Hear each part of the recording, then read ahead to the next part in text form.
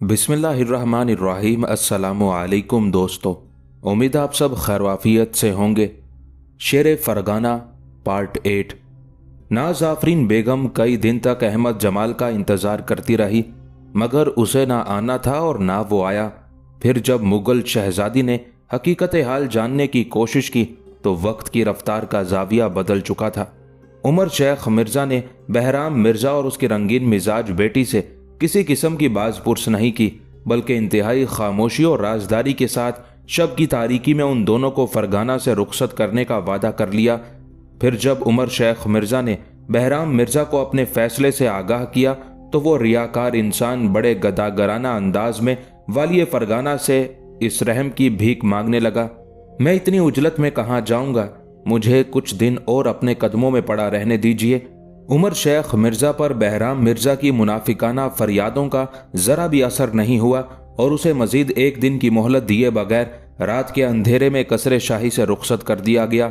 Fergana छोड़ने से पहले नाज आफरीन बेगम अहमद जमाल से मिलने के लिए सख्त बेकरार थी, मगर उसकी ये मुराद पूरी ना हो सकी और वो अपने सीने पर हसरत विसाल का गहरा जख्म लिए हुए कूचाए दिलदार से निकल कर चली गई। उसके कुछ दिन बाद ही उमर शेख मिर्ज़ा ने रियासत के मुअम्मर सियासतदान और सबसे बड़े दानिश्वर मौलाना काजी को खलवत खास में तलब करके कहा, मौलाना, मैं रियासत का मुस्तकबिल आपके हवाले कर रहा हूँ। बाबर मिर्ज़ा को इंतज़ामी अमूर की तरबियत दीजिए कि अब वो बड़ा हो चुका है। उसके साथ ही उमर शेख मिर्ज़ा ने अपने बड़े बेटे बाबर मिर्ज़ा को अंदीजान का हाकिम मुकर्रर कर दिया। उस खुशी के मौके पर कई दिन तक हंगामा खेज जश्न जारी रहा। फिर बाबर मिर्ज़ा और अहमद जमाल मौलाना काजी के हमरा अंदीजान रवाना हो गए। उन लोगों की रवानगी से पहले उमर शेख मिर्ज़ा ने आलिया से कहा था, बेटी, अगर चाहो तो तुम भी अंदीजान जा सकती हो, मगर आलिया ने इनकार कर दिया, यहाँ तक कि वो अहमद जमाल को रुखसत करने भी नहीं आई।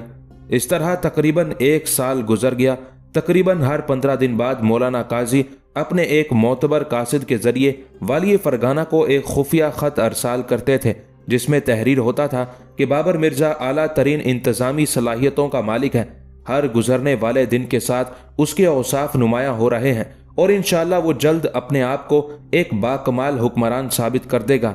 मौलाना काजी का खत पढ़कर उमर शेख मिर्ज़ा आबदीदा हो जाता और अपने खालिक का शुक्र बजा लाता। फिर एक दिन वक्त ने अजीब करवट ली। फरगाना का एक कासिद गर्दो गुबार में अटा हुआ अंदीजान पहुंचा।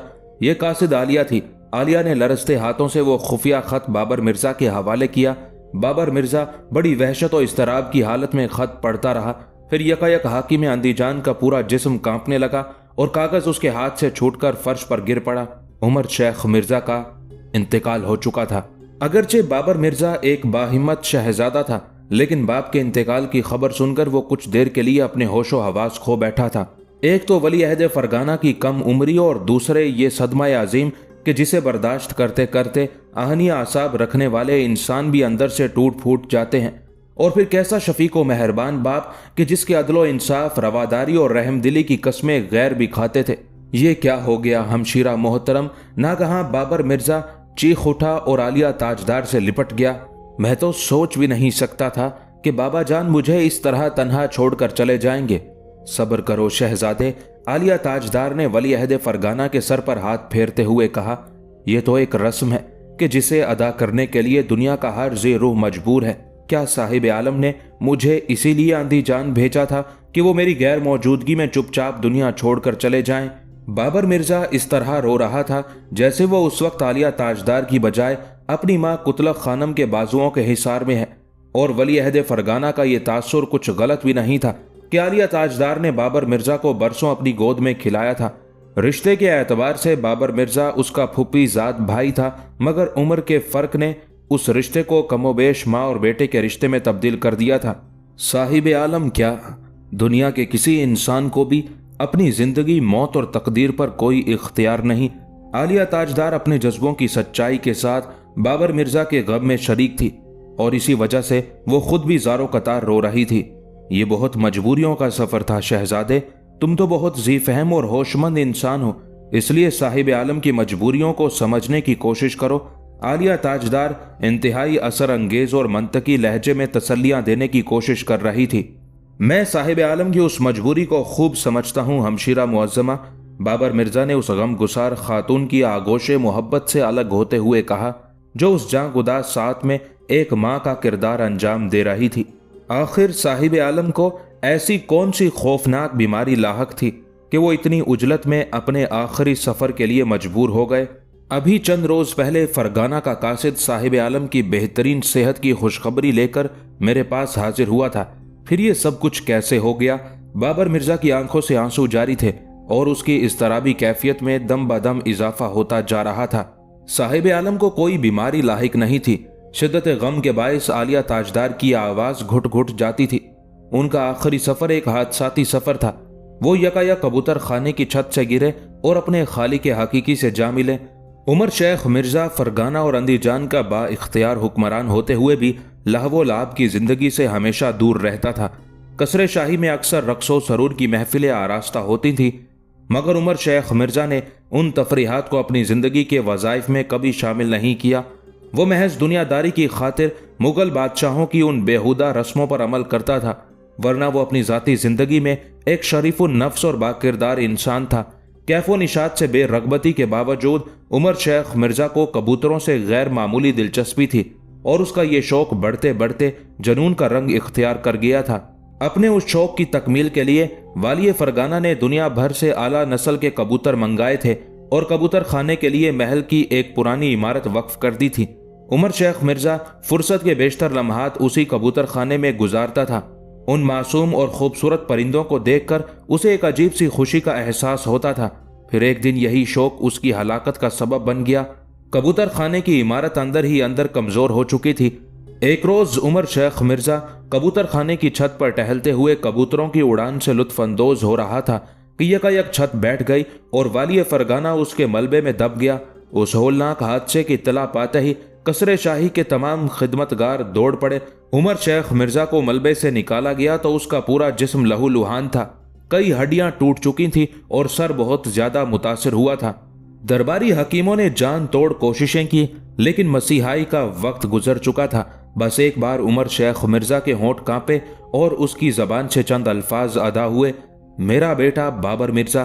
اس کے بعد سانسوں کا شمار ختم ہو گیا۔ شاید صاحب عالم کو وقت سے پہلے ہی اپنی موت کا احساس ہو گیا تھا۔ عالیہ تاجدار نے رک رک کر کہا، وہ کس طرح؟ بابر مرزا نے چونک کر عالیہ کی طرف دیکھا۔ ولی عہد فرگانہ کی آنکھیں روتے روتے سرخ ہو گئی تھی۔ صاحب عالم اپنی وفات سے چند روز قبل تواتر کے ساتھ ایک ہی خواب دیکھا کرتے تھے کہ قصر شاہی کی عمارت شدید زلزلے کی لپیٹ میں آ کر زمین بوس ہو گئی ہے اور پھر اس کی جگہ ہزاروں ہاتھ ایک نئی عمارت تعمیر کر رہے ہیں جو پہلی عمارت سے زیادہ دلکش بھی ہے اور بلند تر بھی۔ عالیہ تاجدار کی زبان سے یہ عجیب انکشاف سن کر بابر مرزا کے بہتے ہوئے آنسو تھم گئے تھے اور وہ ہمتن گوش ہو گیا تھا۔ صاحب عالم نے درباری نجومی اور فرگانہ کے تمام بڑے علماء سے اپنے اس خواب کی تعبیر دریافت کی۔ عالیہ تاجدار نے سلسلہ کلام جاری رکھتے ہوئے کہا، درباری نجومی نے صاحب عالم کے کئی ذائچے بنائے اور نہایت پرزور الفاظ میں پیش گوئی کی کہ یہ خواب بہتر مستقبل کی طرف نشاندہی کر رہا ہے۔ قصر نو کی تعمیر اس بات کی طرف کھلا ہوا اشارہ ہے کہ عنقریب صاحب عالم نئی فتوحات حاصل کریں گے اور مملکت فرگانہ کی حدود میں مزید اضافہ ہو جائے گا۔ درباری علماء کی بیان کردہ تعبیر بھی کم و بیش اسی انداز کی تھی کہ صاحب عالم بہت جلد اپنی مملکت کو فروغ دیں گے اور ان کے دشمن مغلوب ہو جائیں گے۔ عالیہ تاجدار انتہائی رقت آمیز لہجے میں والی فرگانہ کے آخری ایام کی کہانی سنا رہی تھی، مگر کون جانتا تھا شہزادے کہ اس خواب کی تعبیر اس قدر بھیانک ہوگی۔ صاحب عالم اتنی عجلت میں چلے گئے کہ وہ امور مملکت کے سلسلے میں آپ کو آخری ہدایت بھی نہ دے سکے۔ ہاں، اپنی موت سے چند لمحے قبل انہوں نے آپ کا نام لیا تھا۔ اگرچہ صاحب عالم مکمل طور پر بے ہوش تھے لیکن ان کے ذہن پر صرف ایک نام نقش تھا، بابر مرزا۔ پھر یہی نام ان کے ہونٹوں پر آیا اور والی فرگانہ کی داستان حیات مکمل ہو گئی۔ عالیہ تاجدار کے اس انکشاف نے بابر مرزا کو بے حال کر دیا اور وہ ایک بار پھر اپنے رشتے کی بہن سے لپٹ کر رونے لگا۔ نہیں شہزادے، تم اس طرح صاحب عالم کی موت کا ماتم نہیں کرو گے۔ عالیہ تاجدار نے فوراً ہی بابر مرزا کو اپنے آپ سے الگ کرتے ہوئے کہا، تمہارے آنسو سلطنت فرگانہ کی بنیادوں کو کمزور کر دیں گے اور دشمن یہی تو چاہتے ہیں کہ تمہارا اقتدار اشکوں کے سیلاب میں بہہ جائے۔ کہنے کو عالیہ تاجدار کی آنکھیں بھی آنسوؤں سے تر تھی، مگر اس کے لہجے میں بڑی استقامت تھی، بڑا تحکم تھا۔ अगर कोई चीख तुम्हारे होंठों की कैद से आज़ाद हुई तो दुश्मन यही समझेंगे कि अज़्म हिम्मत की चट्टान में जलजले ने शिगाफ डाल दिए हैं। फिर वो अपने नफरत और इंतकाम के तेशे लेकर फरगाना की तरफ दौड़ पड़ेंगे और तुम्हारे कसरे इक़्तिदार को मिसमार कर डालेंगे। आलिया ताजदार के लहजे में मजीद ठहराव था। मेरी तरफ गौर से देखो शहजादे, मैं और मेरे साथी सिपाही खाना बदोशों के लिबास में तुम तक पहुंचे हैं, और ये सब कुछ इसलिए किया गया है कि कोई दुश्मन हम पर शक ना कर सके। तुम्हें मालूम होना चाहिए कि फरगाना की सरहदों पर खसूसी फौजी दस्ते मुतय्यन कर दिए गए हैं। इस वक्त एक आम शहरी को भी फरगाना की हदूद से बाहर जाने की इजाज़त नहीं, और यह एहतियाती तदबीर महज इसलिए इख्तियार की गई है कि आपके दुश्मन साहिब आलम की मौत से बाखबर ना हो सके। अगर उन्हें किसी जरिए से यह मालूम हो गया कि वाली फरगाना आसूदा खाक हो चुके हैं तो वो इस सियासी इंतशार से भरपूर फ़ायदा उठाएंगे। इसलिए आप अपने चेहरे, अपनी आंखों और अपने होंठों पर जब्त के पहरे बिठा दें और आज रात ही इंतहाई राजदारी के साथ फरगाना की तरफ लौट चलें। अगर मेरे इस अंदाजे को आप अपने ख़ानदानी मामलात में मुदाखलत तसव्वुर ना करें तो मैं एक और नाजुक मौजू ज़ेरे बहस लाऊं। आलिया ताजदार ने रुक रुक कर कहा। आलिया की गमगुसारी का अंदाज बड़ा अजीब था। जज्बा खलूस व वफा से लबरेज उसके तस्कीन आमेज कलिमात ने बाबर मिर्ज़ा को बड़ा हौसला बख्शा था। जो कुछ कहना है बेझिझक होकर कहो। मेरी मोहतरम हमशीरा, मैं तुम्हें गैर नहीं समझता। मुझे आपके बरादर खुर्द जहांगीर मिर्ज़ा के तेवर भी कुछ बिगड़े हुए नजर आते हैं। आलिया ताजदार ने एक एक लफ्ज़ पर जोर देते हुए कहा, अगर खुदा न खास्ता कुछ ताले आजमा लोगों ने जहांगीर मिर्ज़ा की पुश्त पनाही की तो वह फरगाना की तारीख का स्याह तरीन दिन होगा। इससे पहले कि साहिब आलम की रोशन निशानी साजिशों के अंधेरों में गर्क हो जाए, आप फरगाना की खबर लें। बाबर मिर्ज़ा ने उसी वक्त अपने मुशीर ख़ास मौलाना काजी और दस्ते रास्त अहमद जमाल को खलवतगाह में तलब कर लिया। उन दोनों ने बाबर मिर्ज़ा की सुर्ख आंखें देखी तो परेशान नजर आने लगे। फिर जब उन्होंने आलिया ताजदार को एक खाना बदोश औरत के लिबास में अपने रूबरू पाया तो उनकी बदहवासी कुछ और बढ़ गई। खैर तो है शहजादा आलम, बैक वक्त मौलाना काजी और अहमद जमाल की जबान से एक ही जैसे अल्फाज अदा हुए। जवाब में बाबर मिर्ज़ा की आंखों से दोबारा अश्कों का सैलाब जारी हो गया। वली अहद फरगाना ने अल्फाज के सहारे अपने गम का इजहार करना चाहा, मगर जबान ने उसका साथ नहीं दिया। मजबूरन आलिया ताजदार ने मुगल शहजादे के जज्बात की तर्जुमानी की। उमर शेख के इंतकाल की खबर सुनकर मौलाना काजी और अहमद जमाल को सख्ता सा हो गया। फिर सल्तनत फरगाना के दोनों मोतमद भी अश्कबारी के साथ बाबर मिर्ज़ा के गम में शरीक हो गए।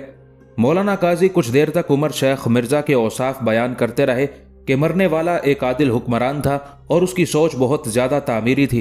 अहमद जमाल ने बाबर मिर्ज़ा को मुखातिब करते हुए इस तरह अपने जज्बात का इजहार किया, शहजादे, इस हकीकत से इनकार मुमकिन नहीं कि तुम यतीम हो गए हो, मगर एक नज़र मेरी तरफ भी देखो कि मैंने भी तुम्हारे साथ सीने पर यही जख्म खाया है और आज मैं तीसरी बार यतीम हुआ हूँ। अब इस ज़मीन पर मेरा दर्द समझने वाला कोई बाकी नहीं रहा। साहिब आलम अपनी रियाया के लिए हुक्मरान से ज़्यादा एक शफीक बाप का दर्जा रखते थे। इस तरह तो फरगाना का एक एक बाशिंदा ही यतीम हो गया। शिद्दत गम से अहमद जमाल की आंखें भी नम हो गई थी और जबान उस बच्चे की तरह लड़खड़ा रही थी जिसने अभी पूरी तरह बोलना नहीं सीखा था। अहमद जमाल की ताज़ियत का अंदाज इस कदर जांगुदाज था कि बाबर मिर्ज़ा बे इख्तियार उससे लिपट गया। मेरे भाई, मैं साहिब आलम को कहाँ ढूंढूं? साहिब आलम हमारे दिलों में है, अहमद जमाल ने नौ उमर शहजादे को तसल्ली देते हुए कहा। हमारी आंखों पर उनकी रफ्तार और गुफ्तार का हर जाविया नक्श है, हमारी समातों में उनकी हर तकरीर, उनका हर पैगाम महफूज है और हमारे जहनों पर उनकी यादों की हुक्मरानी है। फिर वो कहाँ जाएंगे? साहिब आलम यहीं हमारे करीब ही मौजूद हैं और जब तक हम लोग एहसास जिम्मेदारी और अहद वफा की पासदारी के साथ जिंदा रहेंगे वो कदम बा कदम हमारे साथ साथ चलते रहेंगे। रस्म दुनिया कुछ भी सही, मगर मेरे नज़दीक अभी मंजिल फिराक नहीं आई। हाँ, उस रोज़ साहिब आलम यकीनन हमसे हमेशा के लिए बिछड़ जाएंगे जब हम अहद वफा तोड़ देंगे, उनके ज़ौक़े तामीर की नफ़ी कर देंगे और उनकी मसनद इंसाफ को अपने गुमराह कदमों से रौंद डालेंगे। मौलाना काजी और आलिया ताजदार ने चौंक कर अहमद जमाल की तरफ देखा। उस नौजवान ने जिंदगी और मौत के फ़लसफ़े को बड़े अजीब पैराए में बयान किया था। ये अहमद जमाल के पुरखलूस लहजे ही का असर था कि बाबर मिर्ज़ा बहुत जल्द संभल गया और मातमी फ़िज़ा के गुबार से बाहर निकल आया। मौलाना काजी ने आलिया ताजदार की उस बात से इख्तलाफ किया कि रात के अंधेरे में फरगाना की जानिब सफ़र का आगाज़ किया जाए। उस जेल में मौलाना की दलील ये थी कि अगर ऐसा किया गया तो राजदारी बरकरार न रह सकेगी और आम लोग भी ये सोचने पर मजबूर हो जाएंगे कि यकीनन फरगाना में कोई गैर मामूली वाकया पेश आ गया है। बाबर मिर्जा, अहमद जमाल और आलिया ताजदार तीनों मौलाना की राय से मुत्तफिक थे। मौलाना काजी ने यह मशवरा भी दिया कि अंदीजान के सिपह सालार अमीर शैरम को साहिब आलम के इंतकाल की खबर नहीं होनी चाहिए। गरज बाबर मिर्जा की वो रात बड़े कर्ब में गुजरी। फिर सुबह होते ही बाबर मिर्जा मौलाना काजी, अहमद जमाल, आलिया ताजदार और चंद मोतमद सिपाहियों के हमरा फरगाना की तरफ रवाना हो गया। अंदीजान के किले से निकलते वक्त बाबर मिर्जा ने अपने सालार अमीर शैरम से सिर्फ इतना कहा कि साहिब आलम ने किसी खास मशवरे के लिए उसे फरगाना तलब किया है। उस काम से फारिग होते ही वो बहुत जल्द अंदीजान लौट आएगा। अमीर शैरम ने हैरत से वली अहद फरगाना की तरफ देखा और सरे इतात खम कर दिया। फरगाना पहुंचते ही बाबर मिर्जा अपनी सोगवार माँ कुतलक खानम की खिदमत में हाजिर हुआ। फिर उसने उमर शेख मिर्जा की कब्र पर हाजिरी दी और अपने मरहूम बाप के हक में इस तरह दुआए खैर की, ए रोज़े जजा के मालिक, एक दिन हम सबको तेरी ही तरफ लौट कर जाना है। मेरे वालिद मोहतरम तेरे ही हुक्म से तेरी बारगाह कुदरत व जलाल में हाजिर हो चुके, उन पर अपने बेपनाह और बेमिसाल फजल के दरवाजे खोल दे कि तेरे करम के बगैर उन्हें निजात हासिल नहीं हो सकती। फिर उसी मातमी फिजा में बाबर मिर्जा की तख्त नशीनी और ताजपोशी की रस्म अदा हुई। वो 901 हिजरी का जमाना था। बाबर मिर्जा ने ज़हीरुद्दीन मोहम्मद बाबर बादशाह का लक़ब इख्तियार किया और अपने बाप उमर शेख मिर्जा का जाननशीन करार पाया। फिर जब उमर शेख मिर्जा के इंतकाल और बाबर की तख्त नशीनी की खबर आम हुई तो सल्तनत के तमाम वारिसों में खलबली मच गई और हर शख्स जायज़ व नाजायज़ तरीके से अपना हक मांगने के लिए फरगाना की तरफ दौड़ पड़ा। उस वक्त शहनशाह बाबर की उम्र सिर्फ 12 साल थी।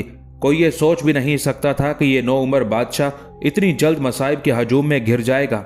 बाबर के हकीकी मामू सुल्तान महमूद मिर्जा और हकीकी चचा सुल्तान अहमद मिर्जा ने आपस में साजबाज की और फिर एक लम्हा जाया किए बगैर दोनों अपनी फौजें लेकर फरगाना की तरफ बढ़े।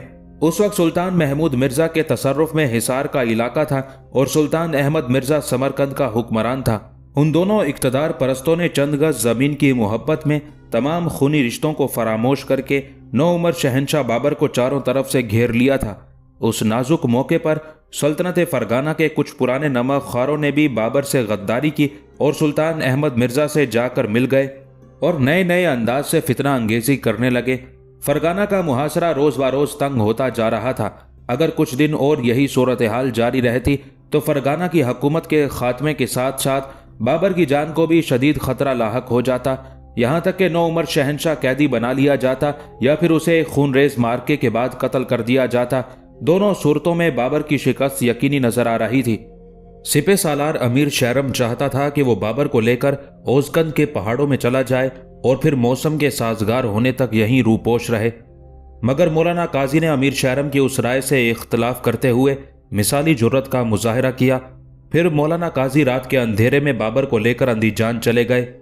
बाबर के मामू सुल्तान महमूद मिर्जा और चचा सुल्तान अहमद मिर्जा को फरगाना पर मुकम्मल गलबा हासिल हो चुका था, मगर वो दोनों बाबर की तलाश में थे ताकि उस नो उमर बादशाह का किस्सा पाक करके उसके नाम को तैमूर के वारिसों की फहरिस्त से खारिज कर दिया जाए। उसी हरीसाना और जालिमाना सोच ने उन दोनों को बाबर के ताक़ुब पर मजबूर किया। अब सुल्तान महमूद मिर्जा की फौजें अंदीजान की तरफ पेशकदमी कर रही थी। बज़ाहिर बाबर के इक़्तिदार की सातें शुमार की जा चुकी थी, मगर इंसानी अंदाजों के बरखिलाफ यकायक उसके सर पर खुशकिस्मती साया फिगन हो गई। इस दौरान बाबर के दो लायक सिपह सालार हुसैन याकूब और अमीर कासिम भी अंदीजान पहुंच गए। उन दोनों सालारों को किर्गिस्तान फतह करने के लिए भेजा गया था। फिर जब वो दोनों अपनी मुहिम से वापस आए तो उन्होंने बिसाते सियासत पर अजीब इंतशार देखा। अगर उनकी जगह दूसरे जमाना साज सिपाही होते तो वो बिला ताखीर अहमद सुल्तान मिर्जा और सुल्तान महमूद मिर्जा की इताअत व फरमाबरदारी का ऐलान कर देते कि उस वक्त ताकत का तवाजुन बाबर के हक में नहीं था।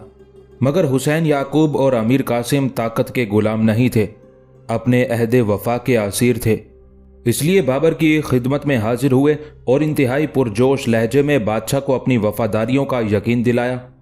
इधर सुल्तान अहमद मिर्जा और सुल्तान महमूद मिर्जा के लश्कर अंदीजान की तरफ बढ़ रहे थे और उधर बाबर अपने अराकीन सल्तनत के मशवरों से किले के हिसार को मजबूत तर बना रहा था, क्योंकि यही उसकी आखिरी पनाहगाह थी। अगर बाबर से आखिरी पनाहगाह भी छिन जाती तो फिर उसके कदम जमीन पर ना जमते उसी सूरत हाल के पेश नज़र अंदीजान के तमाम सिपाही रातों को जाग जाग कर किले के दिफा को मजबूत तर बनाने की कोशिश कर रहे थे। फिर वो वक्त भी आ गया जब सुल्तान अहमद मिर्ज़ा और सुल्तान महमूद मिर्ज़ा के लश्कर अंदीजान के अतराफ में नमूदार हुए और फिर देखते ही देखते ताकतवर दुश्मनों ने एक कमज़ोर किले का मुहासरा कर लिया। बाबर का ख्याल था कि दुश्वार गुजार सफ़र और मुहासरे के दौरान पेश आने वाली सख्तियों से घबराकर दुश्मन बहुत जल्द अपने अपने घरों की तरफ लौट जाएंगे। मगर जब मुहासरा तवील होता चला गया तो बाबर ने मौलाना काजी को एक खत देकर अपने हकीकी चचा सुल्तान अहमद मिर्ज़ा की खिदमत में रवाना किया। उस वक्त अहमद जमाल भी मौलाना काजी के हमरा था।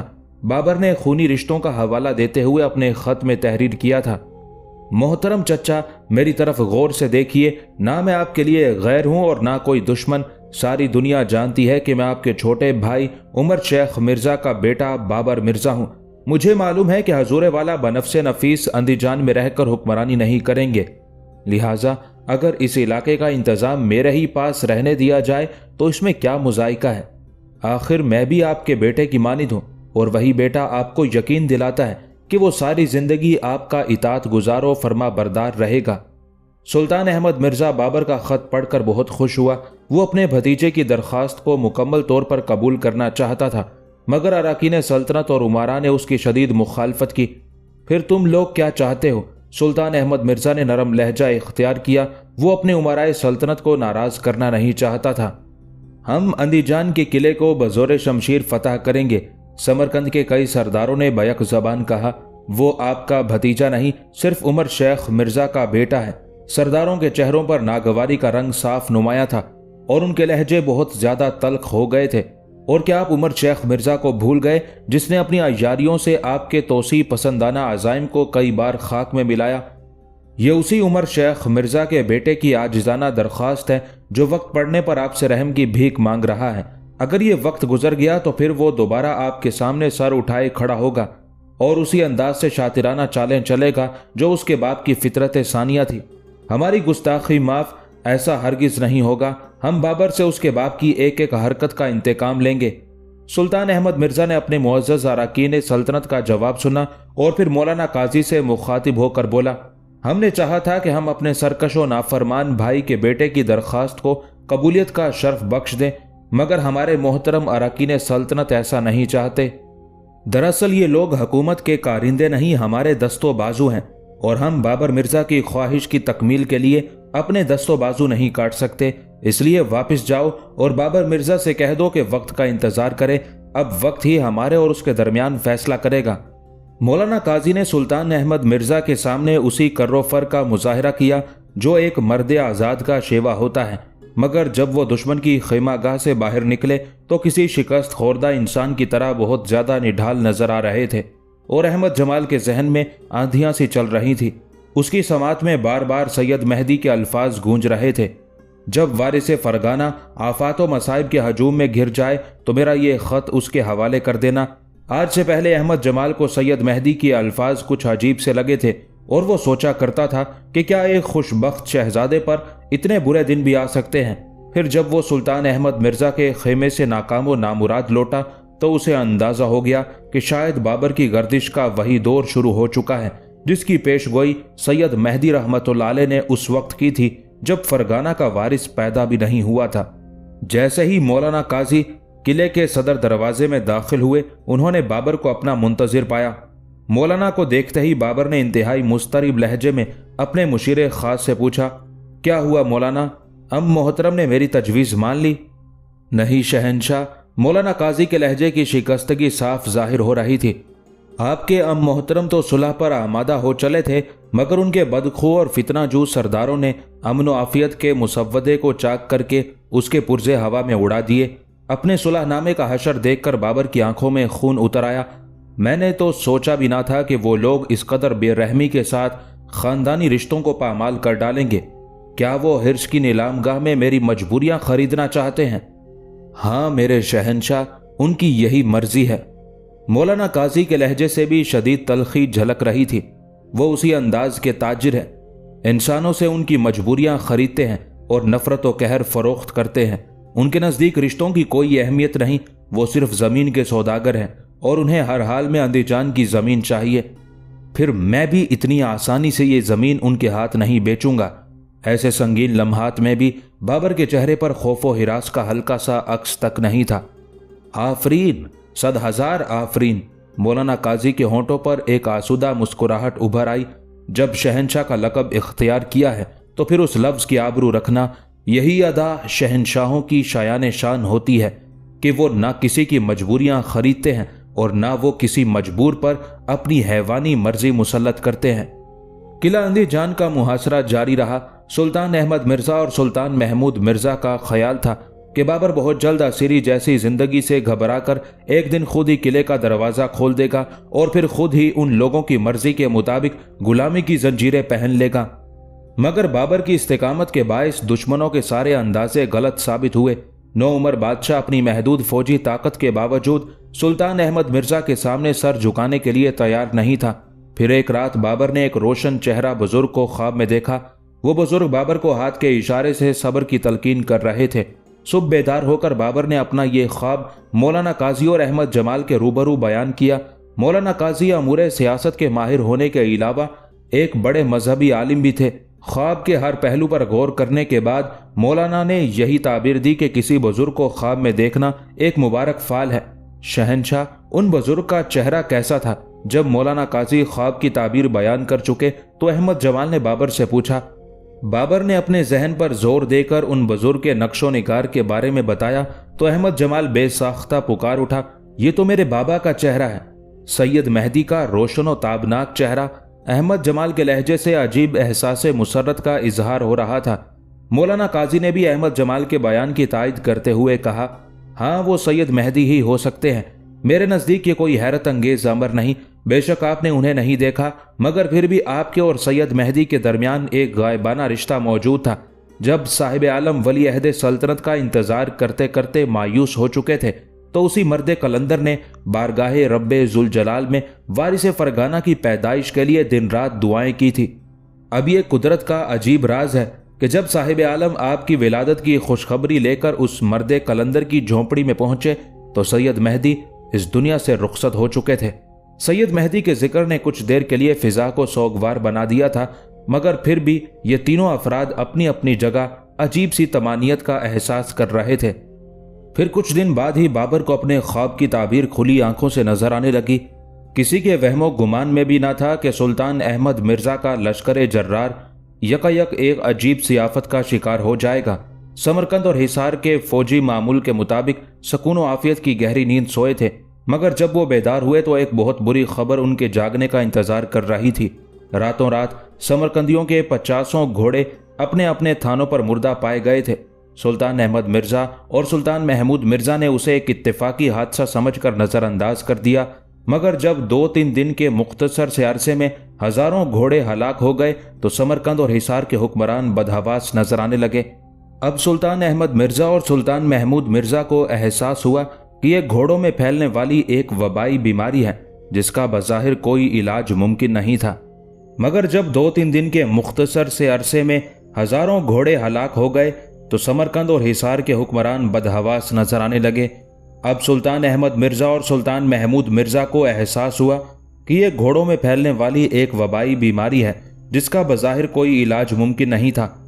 بس احتیاطی تدبیر کے طور پر تمام گھوڑوں کو ان کے طویلوں سے نکال کر کھلے میدان میں دور دور باندھ دیا گیا۔